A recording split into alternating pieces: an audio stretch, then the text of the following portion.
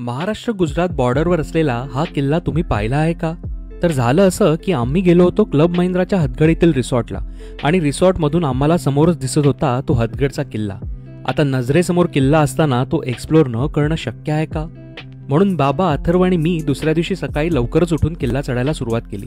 किल्ल्यावर जायला साधारण 1 किलोमीटरचा डांबरी रस्ता आहे आणि तो संपल्यावर पुढे पायऱ्यांची वाट आहे. किल्ल्याच्या मुख्य दरवाजावर व्याल या काल्पनिक प्राण्याचे चित्र आढळते. किल्ल्याचे दगडात कोरलेले प्रवेशद्वार आणि तिथे असलेल्या गुहा यांच्यात नक्कीच काहीतरी गूढ असल्याचा आभास होतो. आम्ही किल्ल्यावर पोहोचलो तेव्हा समोर असणाऱ्या हटकेश्वर महादेव मंदिराच्या पलीकडून दिसणाऱ्या सूर्याचे वर्णन शब्दात करणे कठीण आहे. किल्ल्याची बहुतांश पडझड झालेली आहे, तरीही किल्ल्यात 2 पाण्याची टाकं, एक दारू अथवा धान्याचं कोठार, एक तलाव आणि एका महालाचे अवशेष दिसून येतात.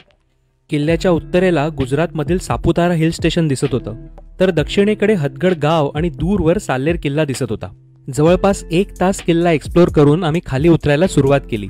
तेव्हा किल्ल्याच्या बुरुजावर दिमाखात फडकणारा भगवा पुन्हा एकदा नजरेस पडला आणि दिवसाचं सार्थक झाल्यासारखं वाटलं.